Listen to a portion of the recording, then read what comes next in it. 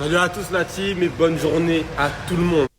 Salut tout le monde, c'est ActuYTB2. On va regarder une vidéo de Laurent qui va expliquer l'embrouille qu'il a eu en Thaïlande et après je vous dirai mon avis. N'hésitez pas à mettre un pouce bleu et à vous abonner. Sauf à ceux qui pensaient que je m'étais fait dégommer et qui m'ont dit bien fait, ça te fait du bien, ça t'apprendra. Ça m'a rien appris du tout parce que je sais pas quelle histoire vous avez entendu. Il y en a qui ont dit ouais c'est des Français, ils fracassent en Thaïlande etc. Pas du tout, loin de là, carrément c'est grâce à des Français que je me suis sorti de la situation. En fait je vous explique parce que j'en ai marre.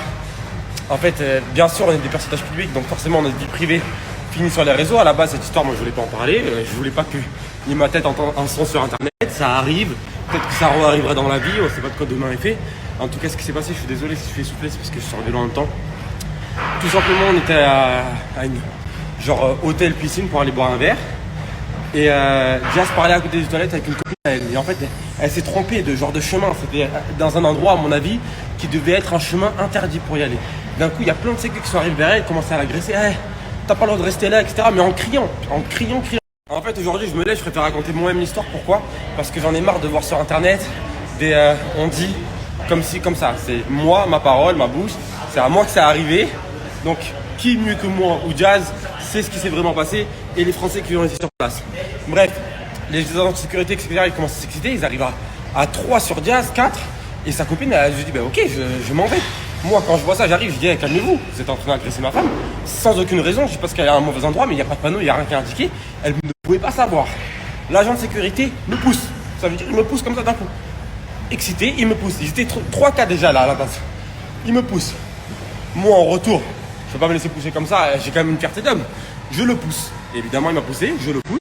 Je reconnais mes heures. Il a essayé de me frapper directement. Direct, il a essayé de me frapper. Mauvaise chance pour lui, il a raté. Du coup, vu qu'il a essayé de me frapper, je l'ai frappé. Je suis tout simplement défendu, même si c'est des agents de sécu. J'ai quand même le droit de me défendre. Le mec qui essaie de me frapper sans aucune raison. Du coup, je le frappe. Mauvaise chance pour lui, c'est que lui, il prend. Et du coup, après, ils n'ont pas aimé ça et ils m'ont sauté genre à 8 dessus. Mais vraiment 8. Là, vous voyez, ma tête, elle n'a pas grand-chose. J'ai des points de suture là à l'intérieur des cheveux. Là aussi à l'intérieur. On voit pas très bien parce qu'ils essaient de cacher au maximum. J'ai eu 11 points de suture en tout. 11 points de suture. Mais voilà, enfin, c'est juste une histoire de la vie. Internet c'est bien, mais n'écoutez pas tout ce qui est sur Internet parce qu'il y a plein de trucs qui sont faux. Et en tout cas, grosse force et merci à tous les Français qui étaient sur place. Voilà, je me rappelle de quelques noms. Mais franchement, merci à vous, vous avez tous été solidaires avec moi. Dès qu'ils ont entendu du bruit, ils sont rentrés. Ils m'ont sorti de dedans. Merci à mon ref Dida. J'avais carrément perdu mon bracelet en diamant.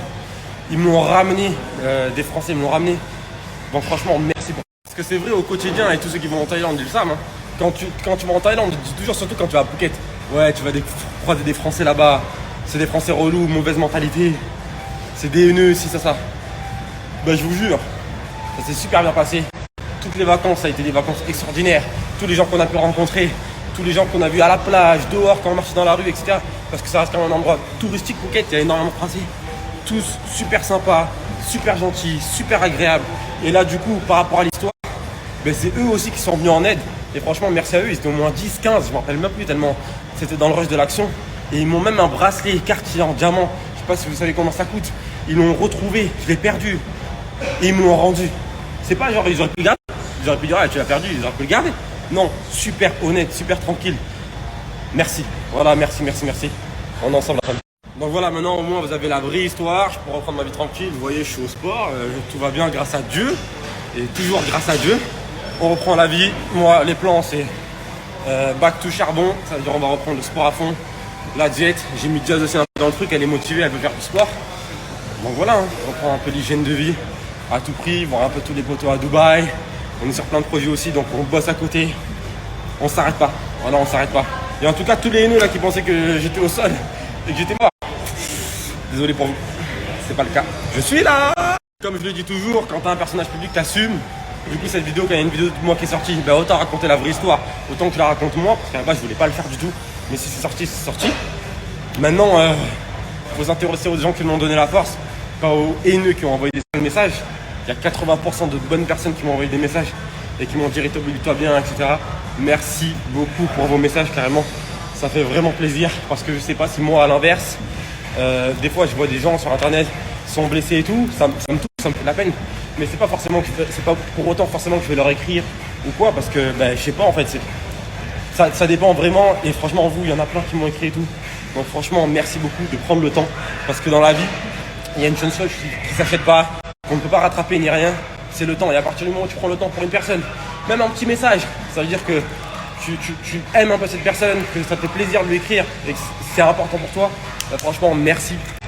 Et tous ceux qui sont sur Dubaï, qui veulent faire boat party aujourd'hui, cet après-midi là, à 2h, à 14h. Ah ouais.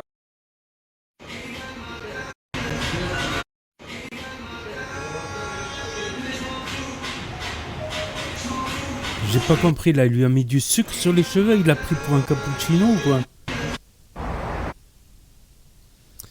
Donc voilà, c'était la story de Laurent GLC qui sort du silence après sa baston en Thaïlande.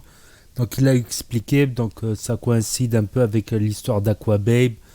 Voilà, que Jazz elle voulait aller au petit coin, elle a été dans le quartier du staff qui lui ont gueulé dessus, elle a gueulé.